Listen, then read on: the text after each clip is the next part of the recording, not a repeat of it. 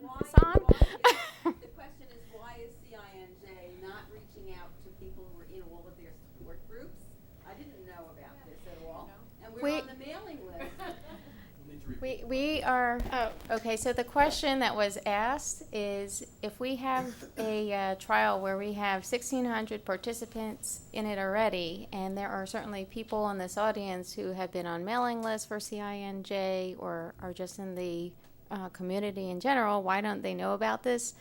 You will know about this within the next 2 weeks. There's actually going to be a press release. I have to tell you that this particular study has gone through a little bit of evolution, where we only first started out reaching out to individuals who have been diagnosed with breast cancer and realizing that the kinds of questions patients who are actually being treated at CINJ, but what we're doing is we're now opening up this study because there is a little bit of technical issues in terms of getting information from participants who are not receiving their treatment at CINJ, but we have now established certainly the procedures, we have the personnel to do these sorts of things, and we're now in a position where we can start reaching out to individuals that are in the community and do anticipate in about the second week of June that there'll be a press release regarding this particular trial so that we can invite individuals from the community who are interested in participating in this kind of study. And we encourage anyone who is interested to reach out. There'll be a telephone number to call if you have questions, and we'd be happy to speak with you. Yes? Being that breast cancer and ovarian cancer are correlated, is the occurrence of ovarian cancer related to the genetic factors that you deal with, or is that correlation not related to that? Did you want to? So there are. So maybe I can start the answer to this question, and Jana may have some additional points that she'd like to touch upon. Certainly, the kinds of genetic changes that I discuss are somewhat different than the mutational analysis that Jana deals with on a daily basis in working with patients and their family members. The kinds of changes, the mutations like BRCA1, BRCA2, and this BRCA analysis that you might see on TV and that's being commercialized, those are mutations and they're very rare in the population as a whole. The kinds of genetic changes that I was talking about are really very common. And while the changes in BRCA1 or BRCA2 may have very profound effects in terms of susceptibility, some of the genetic changes that I was talking about, as if you take one single locus, may have a very small effect, but when you put a combination of them together, may actually have a much larger effect. The issue being, though, is that up to 50% of the population can have each one of these genetic changes, and so it has the possibility of impacting more individuals than something like BRCA1 mutation or BRCA2 mutations. No, I agree with Kim. I think the big difference in the issues that I deal with in terms of genetic risk or hereditary risk for breast cancer and for ovarian cancer, they're very rare in the general population. You know, we're talking about in the general Caucasian population, somewhere between 1 in 500 to 1 in 700 people carry a mutation in BRCA1 or BRCA2 that increase the risk for breast cancer and ovarian cancer. That increase in risk is significant, is a highly impacting modifier of risk. Whereas compared to these more common changes in our genes that may to a lower or more moderate extent impact our risk, you know, they're really two different issues. Often I get asked as a genetic counselor if we're testing for what Dr. Hirshfield talked about, and we're not. You know, that's really more to a cancer treatment or what someone is undergoing at that point. Oftentimes they're thinking about the genetics of a tumor, whereas I'm looking for the genetics of a person that they were born with. When the sperm met the egg, what's now present in every single cell of a body. At some point, we're going to start doing what Dr. Hirshfield is talking about, really doing a more personalized tailoring of someone's genome, but we're not really there yet. I will tell you, to take it a step further, and I think where you're really getting at here, that some of the changes that I was alluding to, where they've been demonstrated in breast cancer, have actually, we've seen correlations with other types of cancers.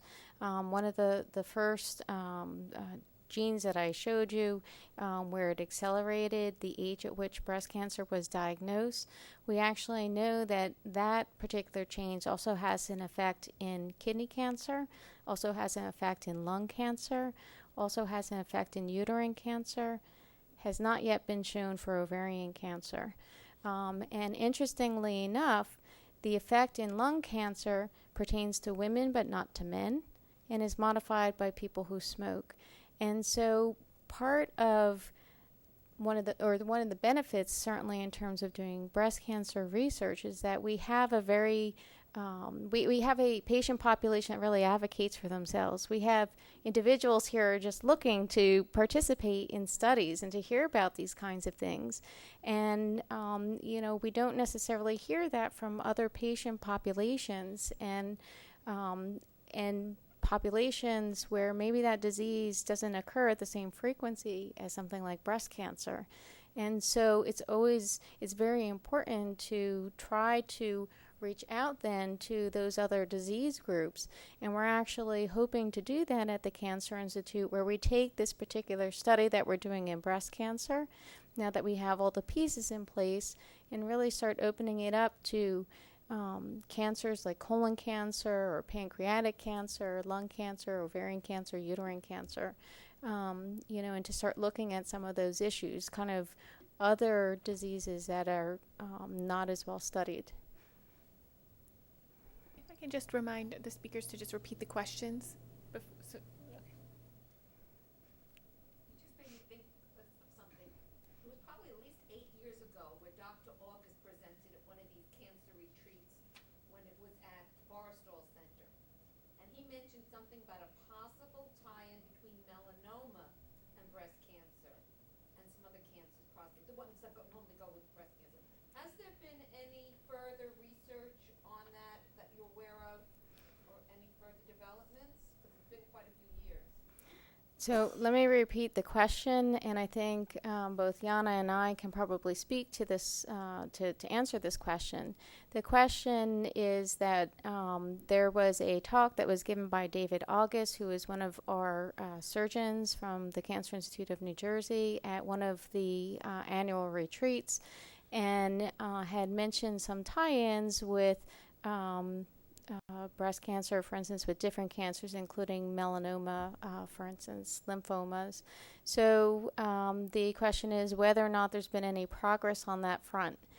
And what I will tell you, certainly, is that it's known, there has been literature that's appeared that certainly there are tie-ins, not only with breast and melanoma, but also with prostate and melanoma, and certainly other cancers. And we have taken the particular group of women who have participated in our breast study, and we have actually asked the question, if a woman has a breast cancer, how commonly do we see other cancers? And we saw something very surprising in the group of women that we've studied. And we would have thought if a woman has a breast cancer, she'll have a second breast cancer, she has another cancer, and that's borne out. That's the most common second cancer that those women develop. But we would have thought that maybe ovarian cancer, maybe uterine cancer, something more common, would have been, the frequent second cancer. And as it turns out of about 60 non-breast cancers, over 20 of those are actually melanomas. And died of melanoma when he was 39, and the first time I was diagnosed with breast cancer was 44.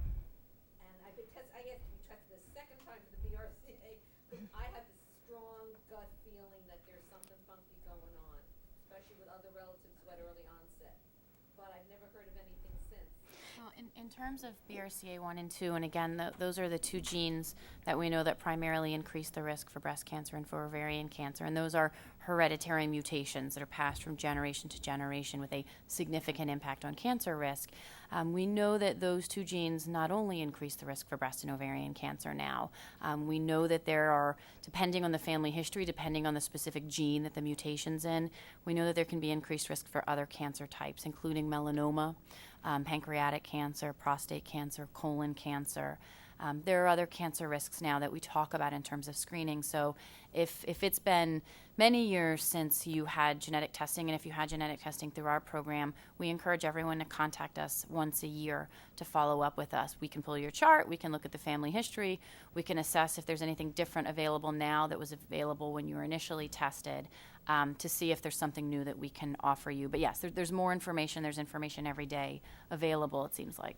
And The reason I asked to be retested was because I fall into Ashkenazi Jewish women, which have a higher incidence, although, as you said, it's very low. And I had read an article subsequent to the first time I was tested that said that when they were doing the testing, they weren't testing in as many places as maybe they should have if you were an Ashkenazi woman. So I asked to be tested and be tested more thoroughly. I don't know whether that happened or not because it went through the same myriad genetics or whatever. But is that the kind of thing you're talking about, that there are more tests available or more extensive Yeah. in different places? Yeah, and I would again just call, if you had, did you have your testing with us? No. Okay, call whoever did your testing, speak to them about whether or not you were tested for everything that's available now that's appropriate given your family history. There's different levels of testing depending on people's ethnicity. I can't speak specifically to your individual personal history or family history, but call the person who tested you and ask if there's any additional testing that should be done with the information that we have now.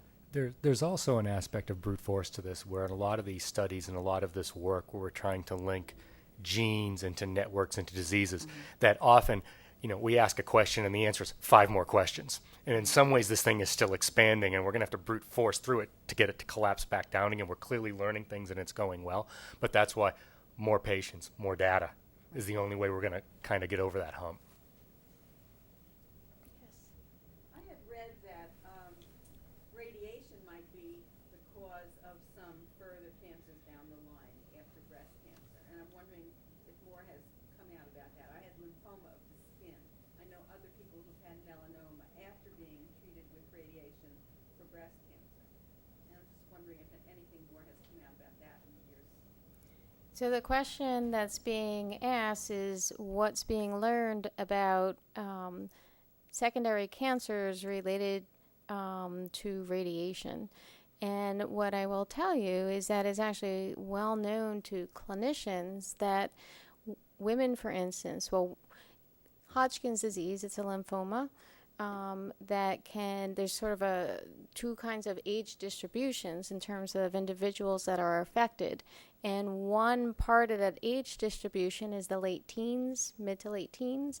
And so young women who are actually treated for Hodgkin's disease, particularly who receive radiation that extends from this part of the neck down to this part of the chest, it's called mantle radiation, that they are actually at a higher risk of developing secondary cancers. That includes breast cancer, that also includes thyroid cancer. And so the issue that's really coming up, or what you're bringing up, really is a survivorship issue. And what we're learning, certainly as we're doing better in terms of helping individuals survive and really get past a diagnosis of cancer, is that the longer that those individuals survive, we see issues, other medical issues that are then related to the prior treatment that they received. And there is a whole growing, area in terms of research and understanding what those issues are, what we need to be looking for. And certainly we at the Cancer Institute have a survivors clinic. And that's really, a lot of the force behind that is run by our advanced nurse practitioners. And they really focus on what some of those issues are, and that includes secondary cancers.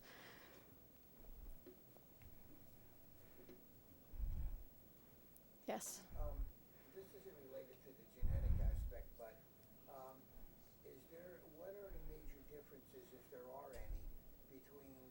inflammatory breast cancer and internal malignancies? Okay, the question that I'm hearing it, and maybe I'm not understanding it correctly, is what are the differences between inflammatory breast cancer and internal malignancies? Okay.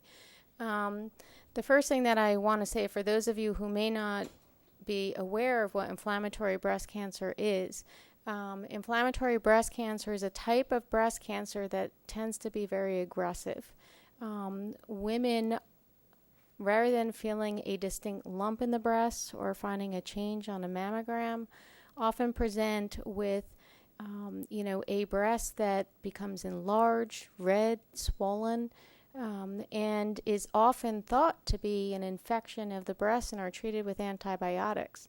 And in fact, the reason why the breast becomes swollen and enlarged and red has to do with cancer cells that are plugging the drainage system for the breast. And it's those same drainage systems that allow cancer cells to travel to other parts of the body. And so there are certain molecular characteristics, certainly of inflammatory breast cancer, that are different from the typical kinds of breast cancers that we see. Those kinds of changes actually give an advantage to those breast cancer cells not only to survive, but also to move very quickly to other parts of the body. And we know that we need to approach inflammatory breast cancer a little bit differently than other types of breast cancer in terms of treatment. Inflammatory breast cancer is actually very unique. And in terms of other kinds of malignancies, we don't know all that much at this particular point in terms of relationship to other cancers that may develop. And we aren't really sure if there's different genetics that are underlying inflammatory breast cancer. I will tell you, though, that for the BRCA1, for instance, BRCA2 types of mutational changes, that there are certain molecular characteristics of those breast cancers that sometimes give us a hint that maybe we should be looking for a genetic change. But inflammatory breast cancer is much less common in the population, and so it's a little bit less well studied than other types of breast cancer. But at this particular point, we do know that we need to treat it clinically different. Yes? Let's say you have a case where someone has breast cancer and it's part DCIS and part invasive tubulobular, which is supposed to be a relatively benign, if you can have an invasive cancer, it's probably one of the best ones to have. I think only 1% of the population has it. Then 10 years late, and it's PR positive, 97% or whatever, and it's HER2 negative. And then 10 years later, it's it's lobular cancer, and it's HER2 positive, still ER. Is that something where the DNA changes, or there's a secondary change, or something? Something in the middle changes it, like radiation, or is it just one of those things when it's something totally new, or is it a mutation in the cancer itself, or all of the above? I don't know how you repeat that one. The question is, if someone is diagnosed with a breast cancer initially that has certain characteristics, but then at some point in the future develops, I'm thinking, is a recurrence? Is that what you're referring to? Is it a recurrence? Is it a new cancer? Okay. Or is it something? If there's a recurrence that develops, sometimes the molecular characteristics of a recurrence don't match the initial diagnosis. And so there are two schools of thought of how that can actually occur. And the first is that an initial breast cancer, when it forms, is not really, every cell is not the same. There's certain changes that are occurring in cells. We know that cancer cells have a tendency to start picking up mutations. And so every cell, as it divides and makes new cells, new cancer cells, each cell may have certain changes that are unique to it. And so when there is a recurrence, what you may be seeing is actually a subset of the original tumor that then is surviving. Okay, and that's why it looks like it has a different characteristic than the original tumor. And it's just because of the heterogeneity of the original group of cells.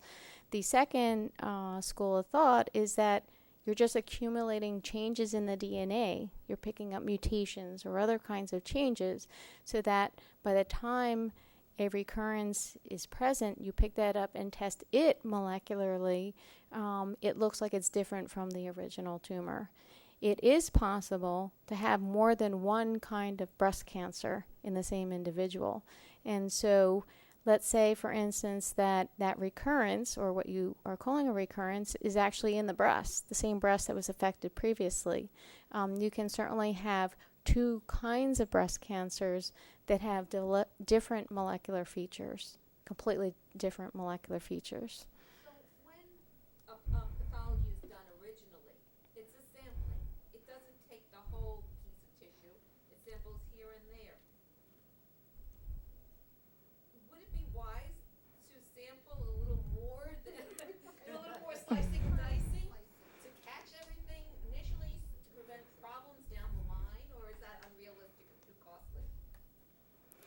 I would like to say that the answer is it's realistic, but unfortunately it's not. For a woman, if you were to do a mastectomy and you were to have the pathologist look at thousands and thousands and thousands of slices of a single breast, they could be there for their entire career. Could they have a computer do it? There are researchers, including one who is actually at the Cancer Institute of New Jersey, who is actually working on using digitization of images and trying to match those up with characteristics and to see how much, in terms of developing the system, to see how much they can be in concordance with what a pathologist would read that slide as to what comes out of the computerized, digitized image and what the computer is actually saying. And that person at the Cancer Institute of New Jersey, his name is David Ferran. He certainly works with other groups, and there are other individuals, including at Rutgers University, who are doing similar kinds of work. And, I think that that's a very important way to go. But I think that it's not really realistic, though, to say that you're going to be able to look at every single cell within, a particular tumor, because you could be talking about millions and millions of cells.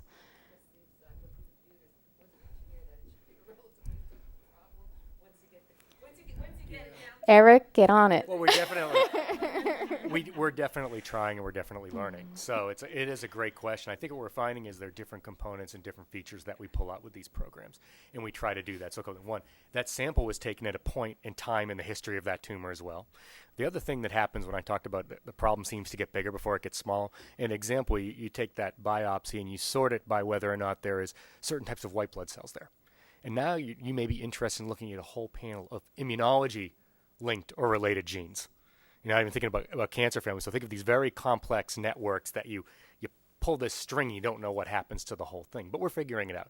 But absolutely, the computer-aided and image analysis is a big piece of what we're on a very steep learning curve with. Yes. I'm trying to make a question because it's going to be more of a statement and a little bit of what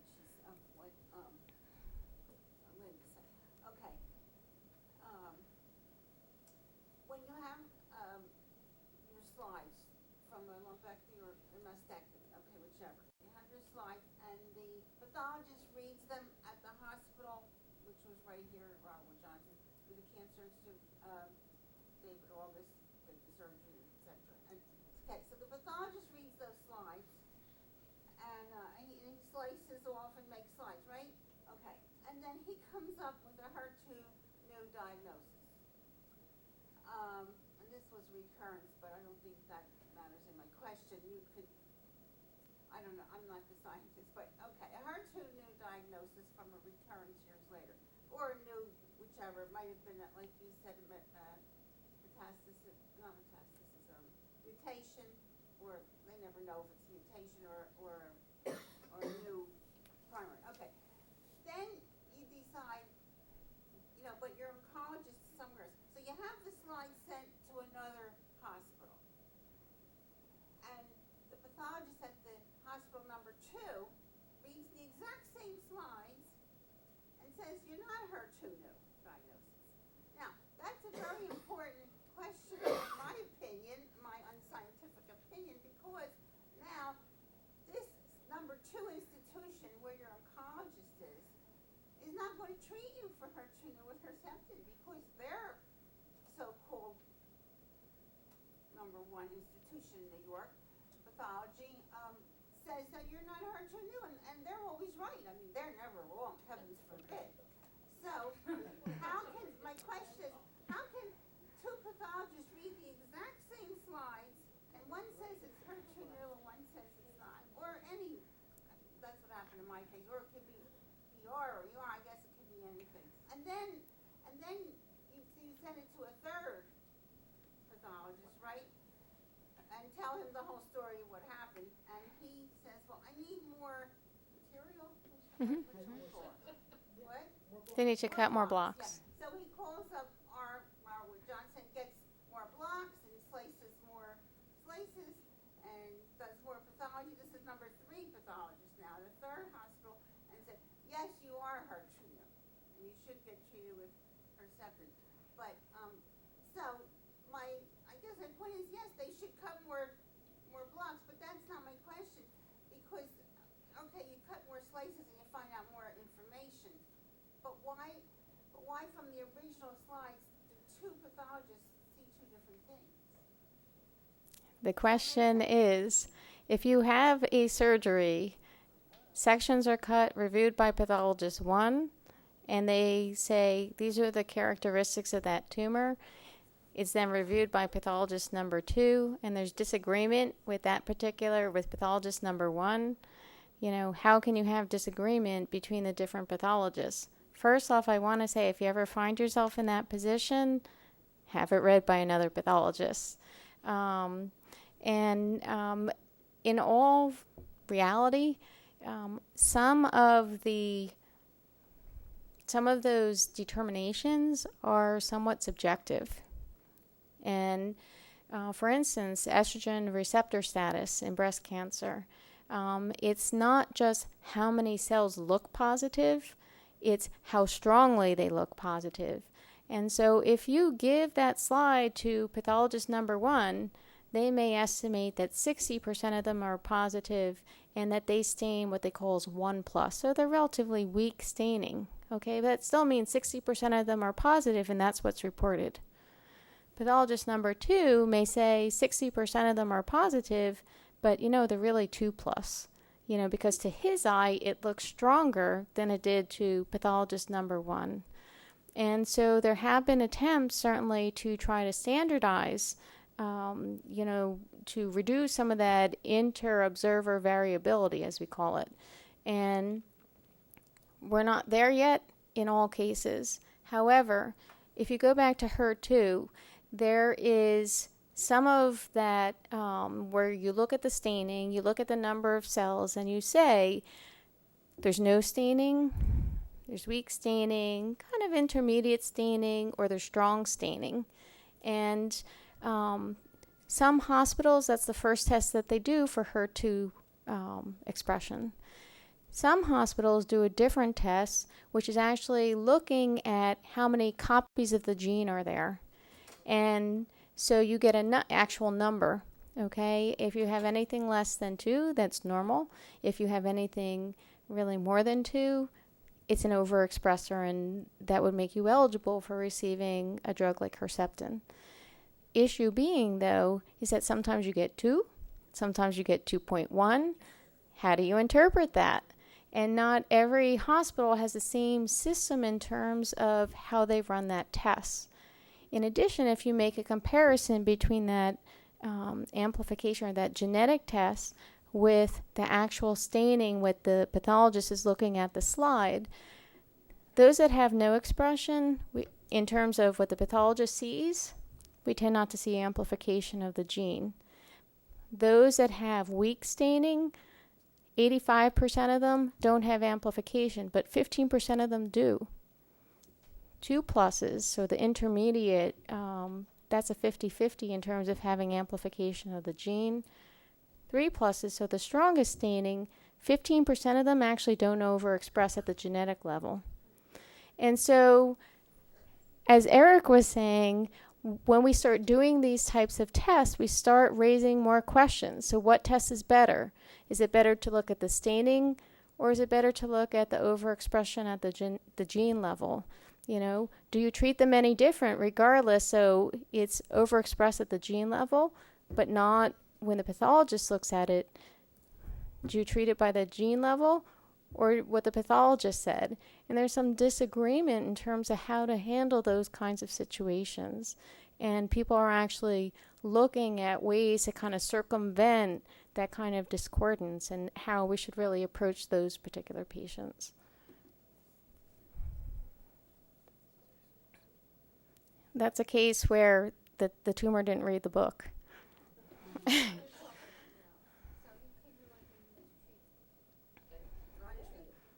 I think that the clinician tries to make the best possible clinical judgment with the information that's available. I would hazard to say that most clinicians would probably err on the side of treating someone who's at 2.1, okay, which is in that gray zone, would err on the side of giving that treatment than not. Yes. In one of your slides, you mentioned that the tamoxifen is an agent in blocking the growth factor and growth blockage. If you treat a woman for breast cancer with tamoxifen who still has her ovaries and is still producing estrogen, is that tamoxifen a long-term treatment or is it short-term? And if it's short-term, why wouldn't it be long-term to keep estrogen-fed tumors from occurring again? Okay, the question is regarding the use of tamoxifen to treat breast cancer. Did anyone ask anyone else a question? No. So using tamoxifen to treat breast cancers, and tamoxifen is actually used to treat hormonally responsive breast cancer, so they're estrogen receptor positive.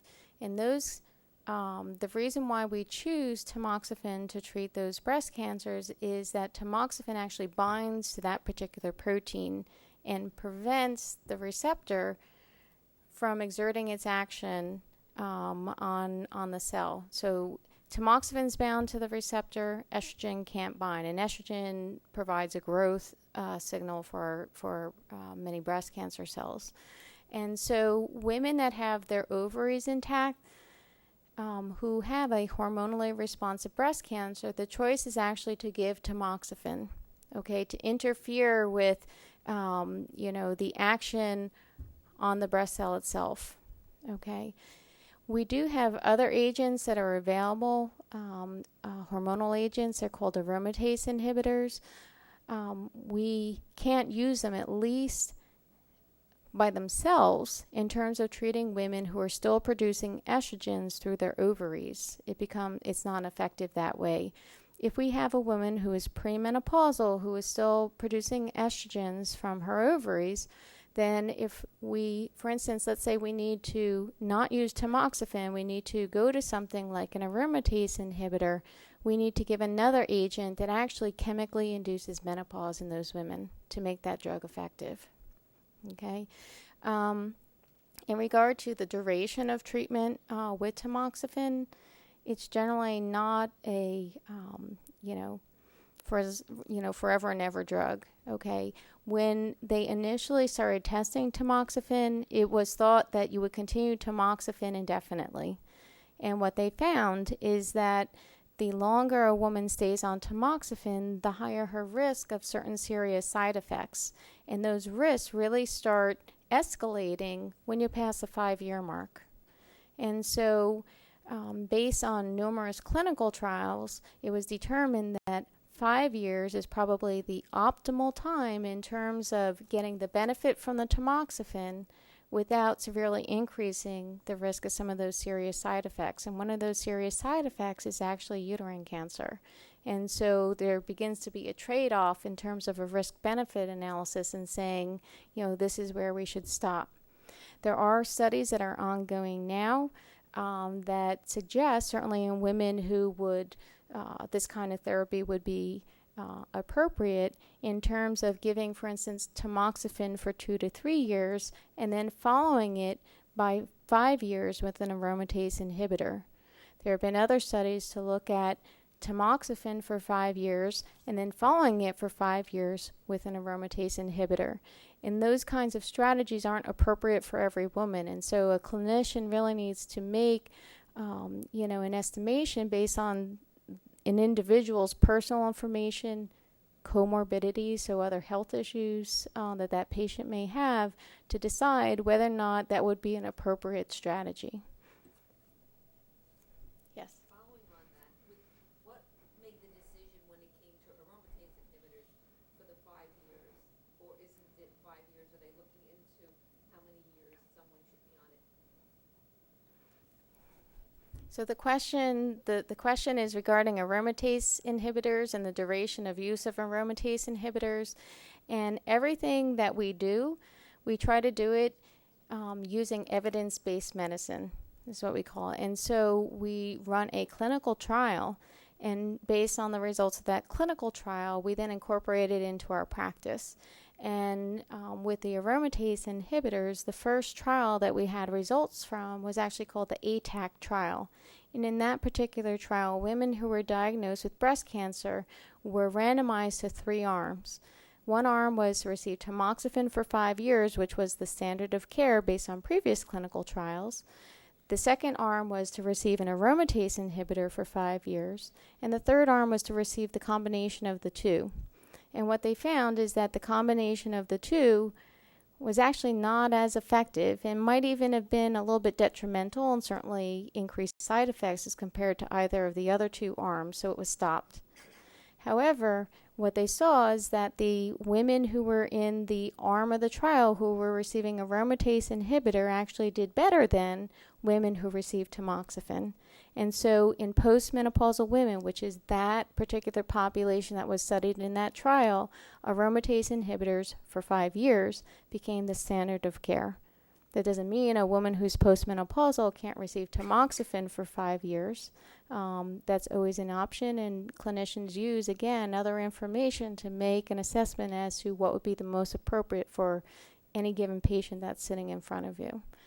There have been other trials that have also followed in terms of looking at the switch of women who have been on tamoxifen and then switching them to an aromatase inhibitor, and then doing various sequencing in terms of maybe starting with an aromatase inhibitor, then doing tamoxifen, starting with tamoxifen, then going to aromatase inhibitor. All of those kinds of trials either have been done or are currently being done. So what's happening? So my mom's reaching the 5-year mark, and I'll be there in a couple of years. So what's next? I think you need... Where did the 5 years come from on that? Is The, it just too new to go much longer? Or? The 5 years really, so where does the 5 years for the use of aromatase inhibitors come from? And it really came from the first trial, which was the ATAC trial, which is the comparison to tamoxifen being used for 5 years to aromatase inhibitors for 5 years. And so, that really became the standard of care. But there is a question, what would be the most appropriate length of time in terms of using aromatase inhibitors? And I don't think that we necessarily know all of those answers. And it's a little bit of a moving target because not only are these types of trials being done here in the United States, but they're really being done all around the world. And in Europe, for instance, where the tendency is to try to utilize to the greatest extent some of these hormonal therapies, in some cases they're taking the lead on those types of trials. Uh-oh. This question is for Dr. Perakslis. You showed us how being a scientist affected you as a survivor, but how has So the question is, how has, in my background, has the survivorship issues in my family as well as the science been affected? I think several ways. One, I think it might have actually been the opposite, as you know, losing my father very young to cancer obviously inspired me to go into this line of work. I think that several things. One is I'm always a strong advocate, both within industry and then with the groups I work with, to bring people into this process, to remember that it is a process about people and it's not a process about the lab. So the bench to bedside thing, I think they have to be deeply and tightly integrated. The second is I think it all has to be done so it's helping somebody and it's better. It's not about market share and it's not about this or that. It's really got to be about at the base it has to be about unmet medical need and bridging that. And what's fascinating, and it relates to some of the questions I've just heard, is we have a great exciting drug and we bring it to market. We have the only advantage of a drug that's been studied in thousands of people for a few years.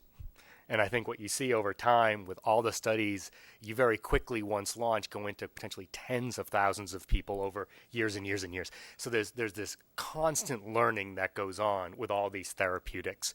And in the industry, we're accountable. We always monitor it. We're always learning. We're learning. It may work here. It doesn't work there. Well, this way, not. So it's that effect. But my direct answer to the question is just to really be inspired and try to be an honest broker between technology and survivorship.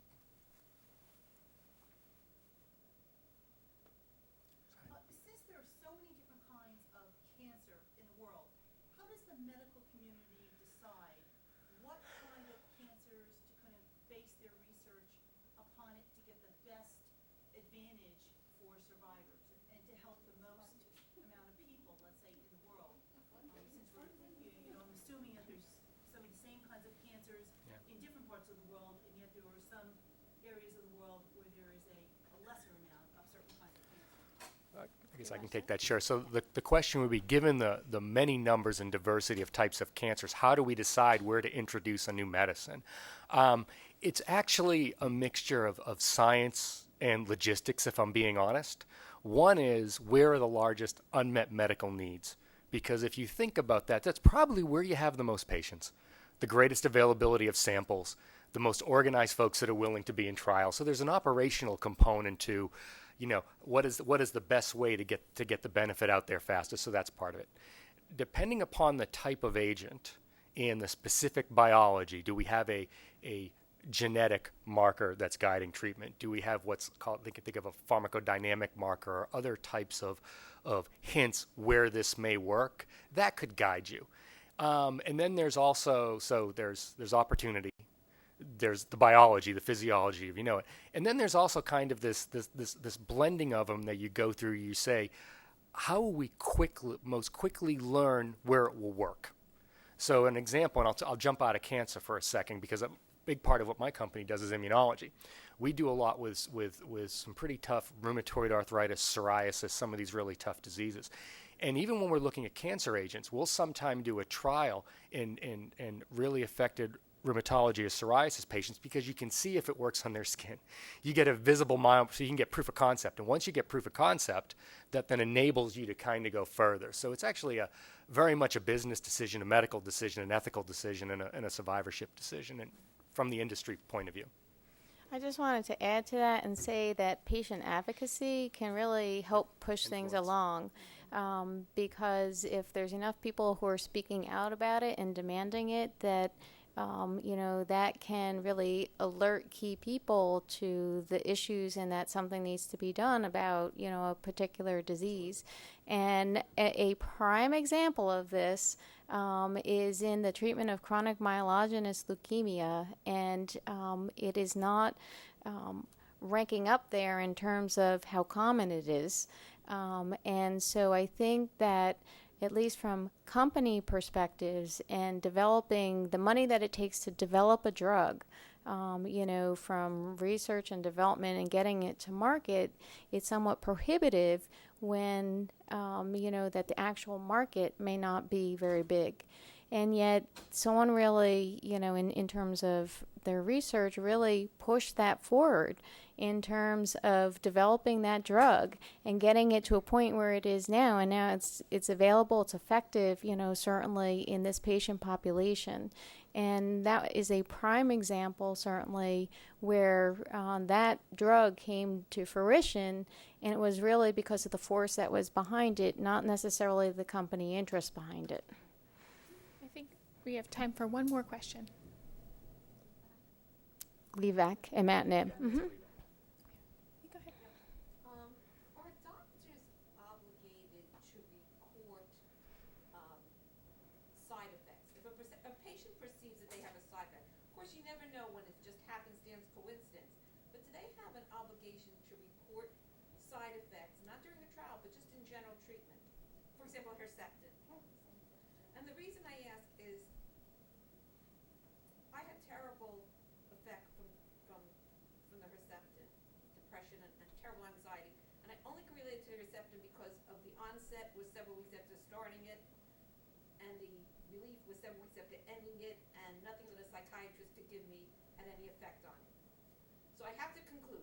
Now, if I go through the literature in the United States, there's not a single thing that talks about depression or anxiety as a result of Herceptin. When I go to the European literature, it's all over the place. When I met someone in the group whose niece was treated, had the same thing. But is it the doctor's obligation, or is the patient supposed to report it? And if the patient's supposed to report it, do they report it to the drug company? Do they report it to the FDA? Because I want to be proactive. Because I think if I got this, and I asked everyone, did you have this effect? Nobody else had this effect, except for one person that we heard of. What do you do as a patient to have them look at that? Because I'll tell you, I wanted to die. I sailed through the worst chemo and everything else, and the Herceptin almost did me in, and everybody said it wasn't the Herceptin. It had to be. We just start from the medical, and then I'll do the. Okay. So the question is, when there's side effects from a particular therapy that's given, even if it hasn't been previously reported, are there procedures in place or ways or someone that you should be reporting that to, and who should be doing the reporting? And first off, I want to say in the course of a clinical trial, there are very definitive procedures in terms of reporting side effects, regardless of whether or not they are anticipated side effects, a side effect that you're not quite sure whether or not it's related to the drug. Any clinical trial has to include procedures in terms of who does the reporting, what's reported, and how quickly it's reported. And part of that is for the protection of other individuals who are enrolled in those trials. When you see literature in terms of side effects that are reported, so the inserts, for instance, in that come with medications, that in terms of what actually gets reported has to do with the frequency with which it was observed, or with the seriousness of any particular side effect. And so that may be one reason why it doesn't show up or why you haven't really seen it. Not that it hasn't been seen, just in terms of it hasn't been seen frequently enough or considered serious enough that it made it into that documentation. However, there, regarding reporting of side effects, that there is a way that a clinician can actually report side effects regarding a certain drug to the FDA. You can actually go through, there's, electronically in terms of doing that reporting. And I myself had actually done that for a side effect that was supposedly not related to a particular medication. It was hypothesized that it could happen, and I actually had a patient with which it did happen. And so certainly there are ways to report that, and it should be done by your clinician. Similarly, Gary, Johnson & Johnson makes cancer drugs. We also make Neutrogena. And so, the advice there is if anyone ever tells any of the 100,000 J&J employees about a possible side effect, we're obligated to instantly report it. No matter what it is, it's considered an adverse event. It must be documented. So I would agree. If you think you're in that situation, I would tell your physician, and I would feel comfortable, if you wanted to, contacting the manufacturer directly. They kind of said no, but it's kind of surprising if you go on the official site for them in Europe,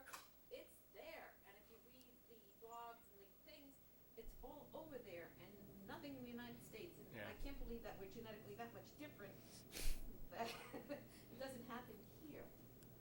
And I'll tell you, I mean, it's worse than the cancer, worse than any cancer. I understand. Well, that actually brings us to the conclusion of our program. So I just was hoping that we could thank our speakers and also all of our participants from the community and patients who came to participate in this dialogue. It really is about the exchange of information between these two groups that makes these fruitful. And I also wanted to thank our program sponsors, the Cancer Institute of New Jersey and the New Jersey Commission on Cancer Research. Thank you.